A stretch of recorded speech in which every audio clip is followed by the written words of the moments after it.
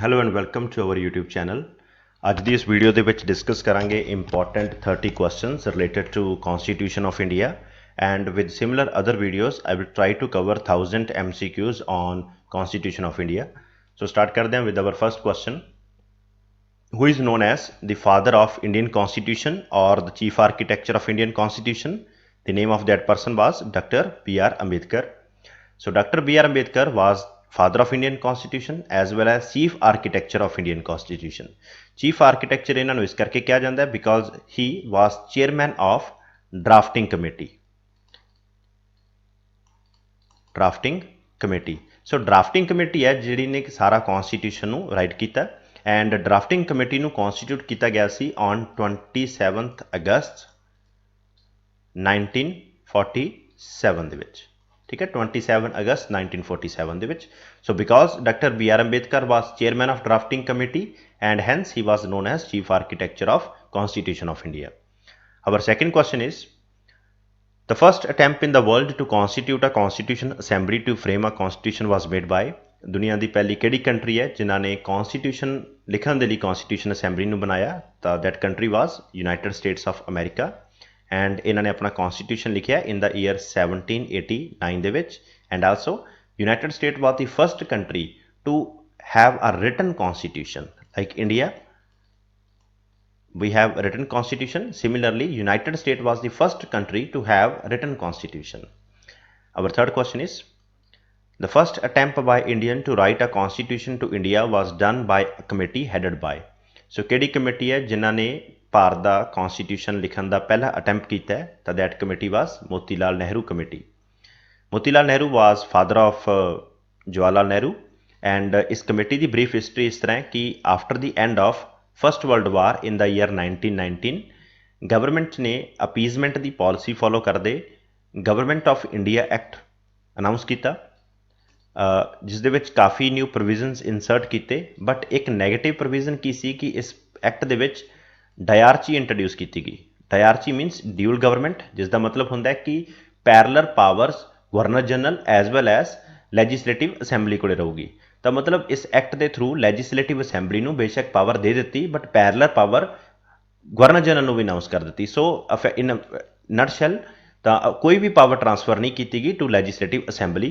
सो डायरची provision नूं challenge किया bye nationalist Indians ने चैलेंज किया एंड गवर्नमेंट ने अनाउंस किया कि तुसी एक बार डायरची नूं एक्सैप्ट कर लो एंड असी इस एक्ट नूं रिव्यू करांगे आफ्टर 10 ईयर्स. ठीक है 10 ईयर्स बाद असी इस एक्ट नूं रिव्यू करांगे एंड 10 ईयर्स कंप्लीट होने सी इन द ईयर 1929 दे विच but 2 years ahead of 1929 government ने एक कमीशन नूं कॉन्स्टिट्यूट किया गया. The commission was Simon commission. तो साइमन कमीशन का की परपस सी उसका परपस सी गवर्नमेंट ऑफ इंडिया एक्ट 1990 नूं रिव्यू करना. ठीक है एंड इस कमीशन नूं 1927 दे विच ही कॉन्स्टिट्यूट कर दिता 2 ईयर्स अहेड एंड इस कमीशन दे विच अनफॉर्चुनेटली 7 मैंबर सी एंड 7 दे 7 मैंबरस फॉरनर सी means Britisher C.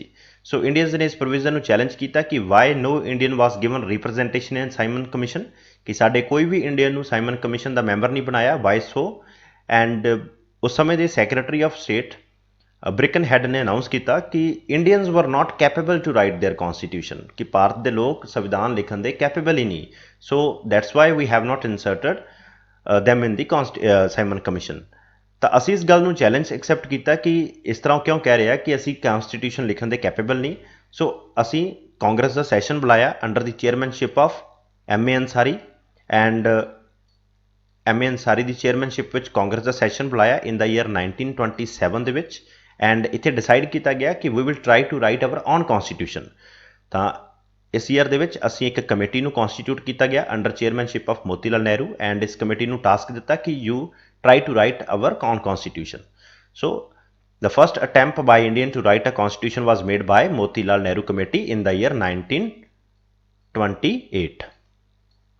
Our fourth question is who gave the idea of constitution. Very important question कि कॉन्स्टिट्यूशन का आइडिया किन्हां ने दिता है.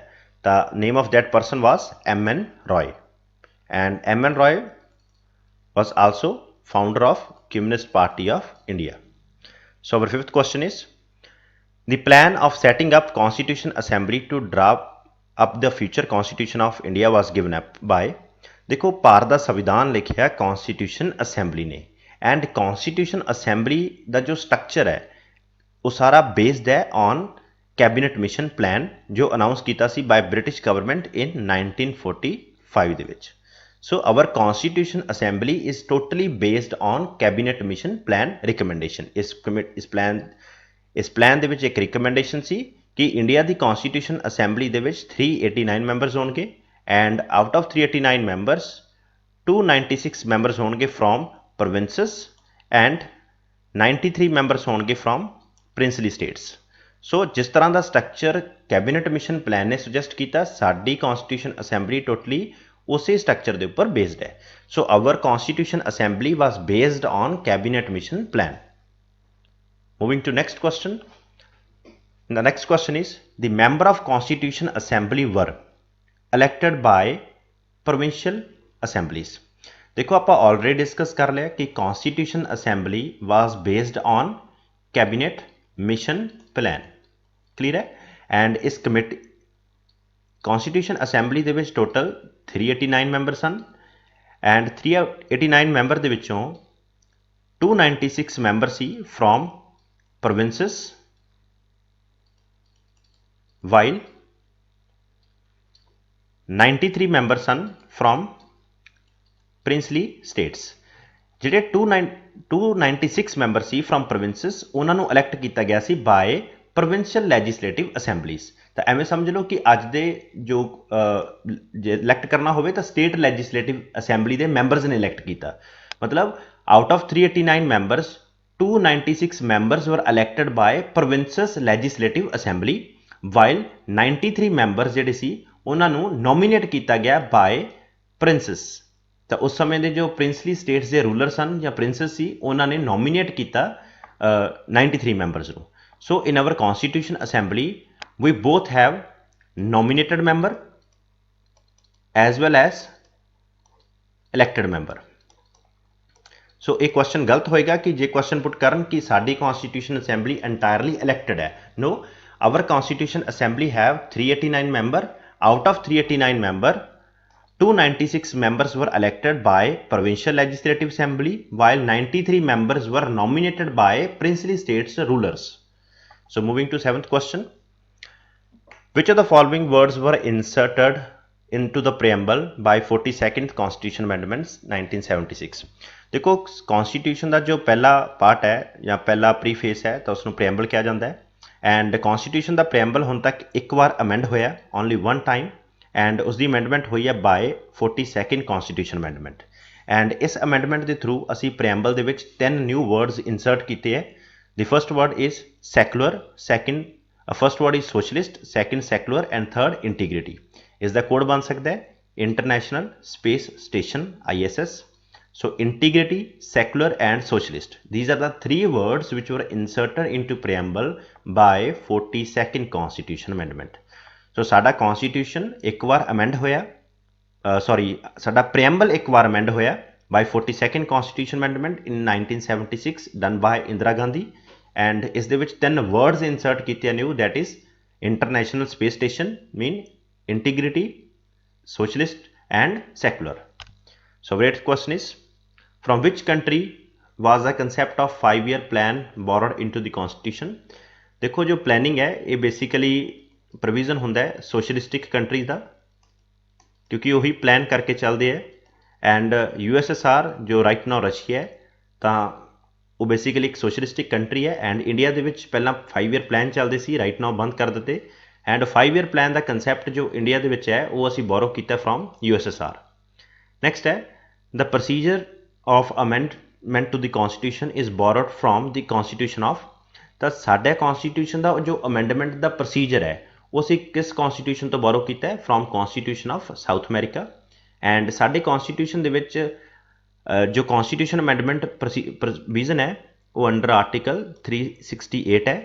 so constitution ਦਾ article 368 ਡੀਲ ਕਰਦਾ ਹੈ with the amendment to the constitution and 368 article ਅਸੀਂ borrow ਕੀਤਾ from South Africa. So moving to next question. Which country is the best example of federalism and unitary government. Federalism वो हुंदा है कि जिस दे विच पावर की डिवीजन होवे between various units, like in case of India, India is a federal country जिथे एक सेंटर गवर्नमेंट है as well as state government है, मतलब डिफरेंट यूनिट्स एग्जिस्ट करन साइमल्टेनियसली, तो उसनूं फैडरलिज्म कहा जाता है। यूनिटरी गवर्नमेंट वो गवर्नमेंट होंदी है जिथे सारी पावर एक गवर्नमेंट के हथ में सारी कंसनट्रेटेड होवे। For example, Britain is a unitary form of government, Britain have unitary form of government, while USA is a federal country, ठीक है। And also USA is known as father of federalism. So India borrowed a provision, India is also a federal country, and असी जो federal provision है असी borrow किए है from Canada, not from United State, क्योंकि United State के विच बहुत ही स्ट्रोंग फेडरेशन है, बट इंडिया के विच वीक फेडरेशन है जिस दे विच ज़्यादा पावर्स जिहड़ियां वो सेंटर कोले है एंड स्टेट गवर्नमेंट कोले लैस पावर्स है। तो साडा जिहड़ा फेडरेशन का मॉडल है वो सिमिलर है with model of Canada. Clear है? So India borrowed the concept of federalism from Canada, and while father of federalism is known as, who is known as father of federalism, that is United States of America, and Britain is a unitary form of government. Next is question number 11. The federal provision of the Indian Constitution was introduced by। देखो India के विच जिहड़े federal provision है आप already discuss कर रहे सी, federalism का मतलब हुंदा है where different unit of government exist. For example, in case of India, we have union government at central level and we have state government. So जो different units exist करन simultaneously तो उसनूं क्या जाता है federalism. So India ਦੇ ਵਿੱਚ ਜਿਹੜਾ federalism है ਅਸੀਂ दो areas ਤੋਂ borrow ਕੀਤਾ है। One is Government of India Act 1935 ਦੇ ਵਿੱਚ and second from Canada, ठीक है। तो दो एरियाज तो असी बोरो किया फैडरलिज्म। एंड जो गवर्नमेंट ऑफ इंडिया है 1935 है, कॉन्स्टिट्यूशन ऑफ इंडिया में भी कहा जाता है कि constitution of India is a carbon copy of government of India act 1935। मतलब साडा जिहड़ा कॉन्स्टिट्यूशन है more than half of the constitution based है on government of India act 1935। इस करके कॉन्स्टिट्यूशन ऑफ इंडिया नूं अ कार्बन कॉपी भी कहा जाता है of government of India act 1935 का। Next question is the constitution assembly setup under the cabinet mission plan had a strength of. तो आप ऑलरेडी डिस्कस कर लिया कि कॉन्स्टिट्यूशन असैंबली जो कैबिनेट मिशन प्लान के उपर बेस सी तो उसकी कितनी टोटल स्ट्रेंथ सी 389। देखो कैबिनेट मिशन प्लान इंडिया च आया इन द ईयर 1945 ਦੇ ਵਿੱਚ। कॉन्स्टिट्यूशन असैंबली बनी है 9 ਦਸੰਬਰ 1946 ਦੇ ਵਿੱਚ, ठीक है। एंड 19 कॉन्स्टिट्यूशन असैंबली जो बनी है उस समय इंडिया इंडिपेंडेंट नहीं होया सी एंड इंडिया की पार्टीशन भी नहीं हुई सी। इंडिया की पार्टीशन हुई है 15 अगस्त 1947। सो 15 अगस्त 1947 तो पहला इंडिया एक यूनाइटेड कंट्री सी एंड जिहड़े 389 मैंबरस है ये यूनाइटेड इंडिया के मैंबर है। यूनाइटेड इंडिया मीनस कि present day India, Pakistan and Bangladesh, क्योंकि 3 कंट्रीज बन गई फ्रॉम इंडिया बिफोर 1947 तो, एंड 389 मैंबरस है of that time India. But after independence and after partition India का जो क्वाइट लार्जर एरिया वो पाकिस्तान दे विच चला गया। सो साडी कॉन्स्टिट्यूशन असैंबली के मैंबर सी जिहड़े फ्रॉम दैट साइड तो उन्होंने भी रिजाइन कर दिता एंड आफ्टर पार्टीशन या कह लो कि after withdraw of Muslim league तो साडी कॉन्स्टिट्यूशन असैंबली की जिहड़ी स्ट्रेंथ है वो रिड्यूस हो गई सी टू 299। सो इस तरह क्वेश्चन आ सकता है कि बिफोर इंडिपेंडेंस साडी कॉन्स्टिट्यूशन असैंबली की स्ट्रेंथ सी 389 एंड आफ्टर इंडिपेंडेंस साडी स्ट्रेंथ रिड्यूस होगी टू 299। जिहड़े मैंबरस है ये मैंबर्स शिफ्ट कर गए to Pakistan. So question number 14 is the government of India act 1935 provided for dash, ठीक है। तो इस दे विच कुछ प्रोविजनस लिखे है, इंपॉर्टेंट प्रोविजन है जो गवर्नमेंट ऑफ इंडिया एक्ट 1935 दे है। तो फर्स्ट है कि under government of India act 1935 पहली बार इंडिया नूं एक फैडरल नेशन बनाने का ट्राई किया गया कि इंडिया एक फैडरल कंट्री बनावांगे जिस दे विच सेंटर एक सेंट्रल गवर्नमेंट होएगी, एक स्टेट्स होणगियां एंड जिहड़ियां एक होणगे प्रिंसली स्टेट्स। तो 3 यूनिट्स बनावांगे, एक प्रिंसली स्टेट्स, एक स्टेट्स एंड एक सेंटर। तो इस तरह का फैडरल स्ट्रक्चर बनाने का ट्राई किया गया 1935 दे विच, बट अनफॉर्चुनेटली ये प्रोविजन एप्लीकेबल नहीं होया क्योंकि प्रिंसली स्टेट्स ने एग्री नहीं किया इस प्रोविजन को। सैकेंड है डायरची एट सेंटर लैवल आप ऑलरेडी डिस्कस किया सी कि डायरची का मतलब होंगे ड्यूल गवर्नमेंट। डायरची इंट्रोड्यूस की गई सी for the first time in 1990 act दे विच, बट उस समय डायरची इंट्रोड्यूस की गई सी एट प्रोविंस लैवल, ठीक है। बट इन द ईयर 1935 दे विच डायरची नूं इंट्रोड्यूस किया गया एट सेंट्रल लैवल, ठीक है। 1990 ਦੇ ਵਿੱਚ ਡਾਇਰਚੀ ਇੰਟਰੋਡਿਊਸ ਕੀਤੀ ਗਈ at provinces level, state level ਦੇ ਵਿੱਚ ਡਿਊਲ ਗਵਰਨਮੈਂਟ ਬਣਾਈ, ਐਂਡ 1935 ਦੇ ਵਿੱਚ ਡਾਇਰਚੀ ਨੂੰ ਇੰਟਰੋਡਿਊਸ ਕੀਤਾ ਗਿਆ at central level. So first is government of India act 1935 seeks to establish federal structure in India. Second एक फैडरल स्ट्रक्चर है। सेकंड है फैडरल कोर्ट भी है, जो प्रेजेंट डे सुप्रीम कोर्ट है, इसनूं भी एस्टैब्लिश किया। थर्ड है dyarchy at central level, and fourth है प्रोविंशियल ऑटोनॉमी। ऑबवियस है जो डायरची ਨੂੰ शिफ्ट करता from provinces to central level तो आटोमैटिक प्रोविंसिस ਦੇ ਵਿੱਚ ਕੀ ਹੋ ਗਿਆ, प्रोविंसिस ਦੇ ਵਿੱਚ डायरची ਨੂੰ खत्म कर दिता एंड प्रोविंसिस ਦੇ ਵਿੱਚ ਕੀ आ गया, ऑटोनॉमी। ऑटोनॉमी मीनस कि सारी की सारी पावर ट्रांसफर होगी to elected legislative assembly. Earlier power जी है वो डिवाइड कर दी between legislative assembly and governor general, but right now जो under article government of India act 1935 dyarchy नूं अबॉलिश करता from provinces level but introduce करता at central level. So after the abolition of dyarchy at provinces level the provinces become completely autonomous. Our next question is question number 15. Who started the presentation of objective resolution on 22nd January 1947? पहले discuss करते हैं कि what is objective resolution. देखो constitution assembly की first meeting होंगी है 9 दिसंबर 1946 ਨੂੰ, एंड इस डे असी जस्ट एक ही काम करते हैं कि असी एक टैंपरेरी इलैक्ट करते हैं हैड ऑफ कॉन्स्टिट्यूशन असैंबली। तो डॉक्टर सचिदानंद सिन्हा ਨੂੰ इलैक्ट किया जाता as temporary head of constitution assembly. Then second meeting होंगी है कॉन्स्टिट्यूशन असैंबली की ऑन 11 दिसंबर 1946 ਨੂੰ, एंड इस विच असी परमानेंट हैड चूज करते हैं कॉन्स्टिट्यूशन असैंबली का, जो कौन बने सी, डॉक्टर राजेंद्र प्रसाद, ठीक है जी। सब तो पहला doctor Sachidanand Sinha was elected as temporary president of constitution assembly on 9 दिसंबर।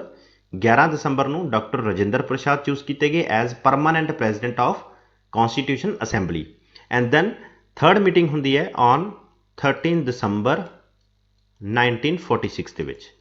ਇਹ ਡੇ ਹਿਸਟੋਰਿਕ ਡੇ ਹੈ, इंपॉर्टेंट डे है, क्योंकि इस डे जवाहर लाल नेहरू ने हाउस ਦੇ ਵਿੱਚ एक रेजोल्यूशन मूव किया, जिस रेजोल्यूशन का नेम सी ऑब्जेक्टिव रेजोल्यूशन। ऑब्जेक्टिव रेजोल्यूशन का ऑब्जेक्टिव ये सी कि ऑब्जेक्टिव रेजोल्यूशन के लिखा सीगा कि साडा कॉन्स्टिट्यूशन असैंबली का ऑब्जेक्टिव की है। इत्थे गैदर होए हैं की लिखना, आप कॉन्स्टिट्यूशन के की लिखना, साडा ऑब्जेक्टिव की है, मतलब असी इत्थे ये तो गल क्लीयर है कि असी कॉन्स्टिट्यूशन लिखना, बट कॉन्स्टिट्यूशन के भी की लिखना है। तो वो सारे ऑब्जेक्टिव्स क्लीयर किए by Jawahar Lal Nehru by moving a objective resolution on 13 December 1946, ठीक है। इस दिन ऑब्जेक्टिव रेजोल्यूशन को हाउस विच मूव किया गया, मतलब हाउस विच इंट्रोड्यूस किया गया। ऑब्जेक्टिव रेजोल्यूशन इस दिन जस्ट इंट्रोड्यूस होया, एंड 13 दिसंबर तो बाद कॉन्स्टिट्यूशन असैंबली की जी नैक्सट मीटिंग होंगी है वो होंगी है 22 जनवरी को, मतलब आफ्टर अराउंड 1 मंथ बाद ही समझ लो कि उन्होंने दोबारा मीटिंग होंगी है। एंड 22 जनवरी को ये जो ऑब्जेक्टिव रेजोल्यूशन मूव किया ऑन 13 दिसंबर उसनों अप्रूव किया जाता है, पास किया जाता है, क्लीयर है। So the first meeting of Constitution Assembly was on 9th December 1946. On this date, Dr. Sachidanand Sinha was elected as temporary president, and on 11th December 1946, the Constitution Assembly meet for second time, and on this date, Dr. Rajendra Prasad was elected as permanent chairman of Constitution Assembly, and then on 13 December 1946, Constitution Assembly meet for third time, and they moved objective resolution in the house, and on the fourth meeting on 22nd January the Constitution Assembly approved objective resolution, clear hai? So the next question is, which proposal was referred as post dated check? देखो Cripps mission ਨੂੰ ਕਿਹਾ ਜਾਂਦਾ ਹੈ as post dated check, and ਇਹ ਕਿਹਨਾਂ ਨੇ ਕਿਹਾ ਸੀਗਾ, ਤਾਂ क्रिप्स मिशन ਨੂੰ post dated check ਕਿਹਾ ਸੀਗਾ by Mahatma Gandhi. So Mahatma Gandhi called the Cripps mission as post dated check, ठीक है। So next question is question number 17, the constitution of India was adopted on. ये दो क्वेश्चन इंपॉर्टेंट है, question number 17 and question number 18 similar question है, इन्हां च difference clear करो। देखो जो कॉन्स्टिट्यूशन है उसका जो लिखण का टास्क है जोड़ा स्टार्ट होया सी 9 दिसंबर 1946 नूं, एंड वो टास्क जोड़ा है वो कंप्लीट हो जाता है ऑन 26 नवंबर 1946 नूं। तो जिस दिन कॉन्स्टिट्यूशन आप सारे नूं लिख लेने हैं उस दिन नूं सैलीब्रेट किया जाता है as the day of adoption of constitution, ठीक है। बट इस दिन कॉन्स्टिट्यूशन लागू नहीं होंदा, मतलब इनफोर्स नहीं होंदा या केम इनटू इफैक्ट नहीं आता। तो संविधान लागू किदे होंदा है, तो that date was 26 January 1946। On this day we celebrate republic day, ठीक है, because on this day India become a republic, ठीक है जी। तो 26 नवंबर 1949 ਨੂੰ ਅਸੀਂ कॉन्स्टिट्यूशन अडॉप्ट किया एंड कॉन्स्टिट्यूशन लागू किदे होया या केम इनटू इफैक्ट किदे आया, तो उसकी डेट है जी 26 जनवरी 1950, ठीक है। There is difference between these two dates. इस दिन ਅਸੀਂ constitution making the task complete किया एंड इस दिन कॉन्स्टिट्यूशन लागू किया सी, क्लीयर है। So the next question is the constitution of India contained, देखो एज ऑफ नाउ साढ़े कॉन्स्टिट्यूशन जोड़ा है कॉन्स्टिट्यूशन के एक लाइक बुक वर्ग है, उस 22 पार्ट्स है, सॉरी 24 पार्ट्स है, ठीक है। 444 आर्टिकल्स है एंड 12 वो जोड़े है शेड्यूल्स है। So next question is question number 40, how much time did the constitution assembly take to prepare for the constitution of India. तो देखो कॉन्स्टिट्यूशन असैंबली का जो टास्क है लिखन का वो स्टार्ट होंदा है ऑन 9 दिसंबर 1946 एंड ये टास्क कंप्लीट होंदा है ऑन 26 नवंबर 1949 दे विच एंड ये टास्क कंप्लीट होंदा है on by 2 years 11 month and 18 days. So इसका मतलब यह है कि कॉन्स्टिट्यूशन को कंप्लीट किया है 2 साल 11 महीने ते 18 दिनों के विच। So next question is question number 21, January 26 was selected as a date of inauguration of constitution because देखो असी जो कॉन्स्टिट्यूशन अडॉप्ट कर लिया ऑन 26 जनवरी, मतलब कॉन्स्टिट्यूशन का मेकिंग का टास्क कंप्लीट हो गया, then why we waited for 2 months, मतलब रफली असी 2 महीनों की वेट क्यों की कि जो ऑलरेडी कॉन्स्टिट्यूशन असी इनफोर्स इनैक्ट कर लिया तो उस तो बाद असी क्यों 2 मंथ की वेट की। तो उसका रीजन की सी कि असी वेट इस करके की क्योंकि 26 जनवरी एक हिस्टोरिक डे है, असी चाहते थे कि साडा कॉन्स्टिट्यूशन दा जिहड़ा अडॉप्टेशन का प्रोसैस है या केम इनटू इफैक्ट का प्रोसैस है वो साडे हिस्टोरिक डे दे नाल रिजेंबल करे। दैट डे वाज 26 जनवरी 1930। सो इहो जिहा की होया सीगा 26 जनवरी 1930 नूं कि असी कॉन्स्टिट्यूशन 2 मंथ डिले किया तां जो साडी डेट जिहड़ी है वो सिमिलर होवे टू दिस डेट। तो 26 जनवरी 1936 ਨੂੰ फॉर द फर्स्ट टाइम असी डिक्लेयर किया सी, इंडियन नैशनल कांग्रेस ने डिक्लेयर किया सी कि the objective of Indian national Congress from now onward will be पूर्ण स्वराज। पूर्ण स्वराज मीन कंप्लीट इंडिपेंडेंस, ठीक है जी। तो पहली बार इंडियन नैशनल कांग्रेस ने ब्रिटिशर के सामने मंग रखी सी कि सानू कंप्लीट इंडिपेंडेंस चाहिए है। इस तो पहला जो डिमांड होंदी सी वो स्वराज की होंदी सी। स्वराज मीनस सैल्फ गवर्नमेंट या डोमीनेंट स्टेटस, जिस दे विच कि head of the state Britisher ही होणगे बट जी पोलिटिकल हैड है वो इंडियन बन जाएंगे। इस तरह की साड़ी डिमांड सी, स्वराज की डिमांड सी, बट कंप्लीट इंडिपेंडेंस की क्विट इंडिया उस तरह की demand for the first time आई है, अनाउंस की सी ऑन 26 जनवरी 1930 ਨੂੰ। सो इस हिस्टोरिक डे ਨੂੰ ਅਸੀਂ सैलीब्रेट करने के लिए कॉन्स्टिट्यूशन ਨੂੰ ਅਸੀਂ इनफोर्स किया ऑन 26 जनवरी 1950 ਨੂੰ। So moving to next question, which of the following exercise the most profound influence on constitution. आप ऑलरेडी डिस्कस किया कि जो साडे देश का कॉन्स्टिट्यूशन है वो उपर सब तो ज़्यादा प्रभाव किसका है, तो साडे कॉन्स्टिट्यूशन के उपर वैसे बहुत सारिया कंट्रीज़ तो साडा कॉन्स्टिट्यूशन इन्फ्लुएंसड है, असी बहुत सारे प्रोविजनस दूसरिया कंट्री तो बोरो किए है, बट सब तो ज़्यादा जोड़े पार्ट्स असी बोरो किए है तो वह है जी गवर्नमेंट ऑफ इंडिया एक्ट 1935। तो असी इस तो इन्ना बोरो किया कि साडे कॉन्स्टिट्यूशन कहा जाता है as carbon copy of government of India act 1930 की कंप्लीटली इज द कॉपी है गवर्नमेंट ऑफ एक्ट 1935 दी. So our constitution was influenced heavily by Government of India Act 1935. So next question is question number 33. The parliamentary system of government in India is based on. देखो India ਦੇ ਵਿੱਚ जो political system है या democracy है, democracy मतलब होंगे government by the people, for the people, to the people. And democracy ਨੂੰ ਦੇ ਵਿੱਚ ਦੋ ਤਰ੍ਹਾਂ ਦੀਆਂ ਗਵਰਨਮੈਂਟਸ ਆ ਸਕਦੀਆਂ. One is presidential system and second is parliamentary system. ठीक है जी, presidential and parliamentary system. Difference इन्हां दे विच यही है कि इन प्रेजिडेंशियल सिस्टम इहदे विच कंसैप्ट हुंदा है सैपरेशन ऑफ पावर का, जिथे एग्जीक्यूटिव एंड लैजिसलेचर दे विच कंप्लीटली सैपरेशन हुंदी है. While on the another hand parliamentary system दे विच फ्यूजन हुंदी है, जिथे एग्जीक्यूटिव एंड लैजिसलेचर कोएग्जिस्ट करता है. फॉर एग्जाम्पल साडे प्राइम मिनिस्टर एग्जीक्यूटिव भी ने एंड लैजिसलेचर दे मतलब पार्लीमेंट दे भी पार्ट है. सो इंडिया ने फॉलो किया पार्लीमेंटरी सिस्टम. उहदा रीजन ये सी कि असी जो ब्रिटिशर ने साडे इंडिया दे विच सिस्टम चलाया सी तो पार्लीमेंटरी सिस्टम ही सी. मतलब ब्रिटिश गवर्नमेंट ने जो वेरीअस एक्ट के थ्रू लाइक 1990 एक्ट है, 1935 है, इस एक्ट के थ्रू जो एस्टैबलिश किया साडे अंडर सिस्टम तो पार्लीमेंटरी सिस्टम ही सी. तो असी उस सिस्टम को कंटिन्यू किया. सो दी पार्लीमेंटरी सिस्टम या कोई भी पार्लीमेंटरी प्रोविजन आ जाए तो वो सारे असी बोरो किए from British government. Next is Which act made the beginning of parliamentary system in India? This is very important question.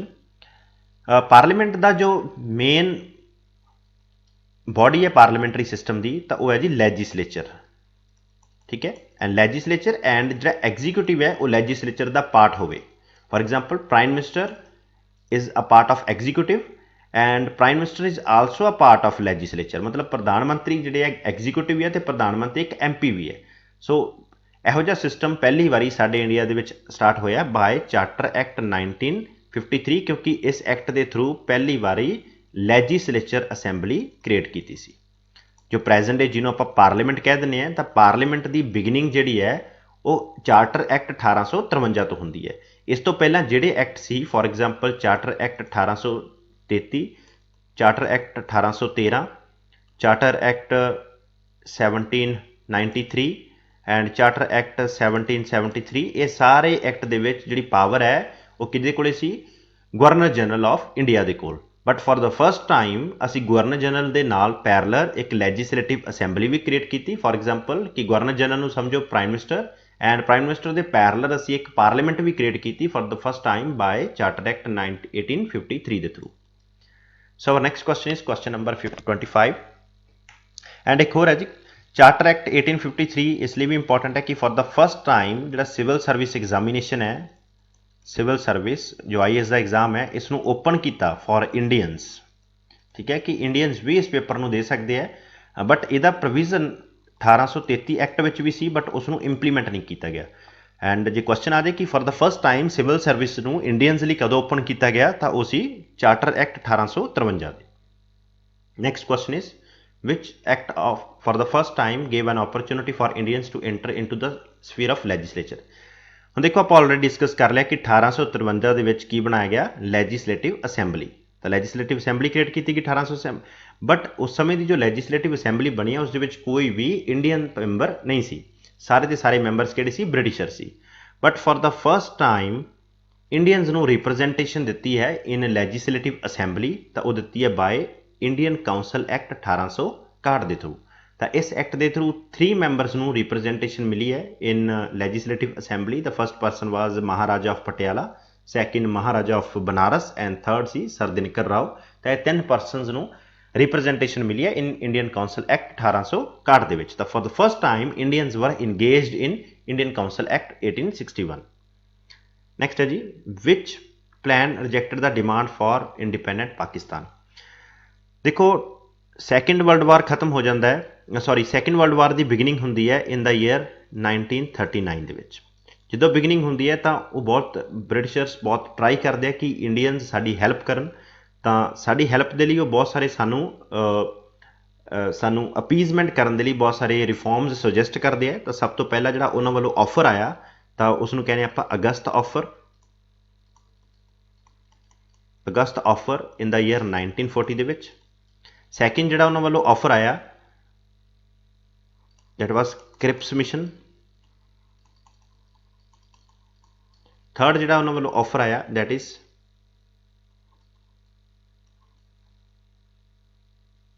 वेबल्स plan and fourth जिहड़ा उन्होंने वालों ऑफर आया सी that is cabinet mission plan.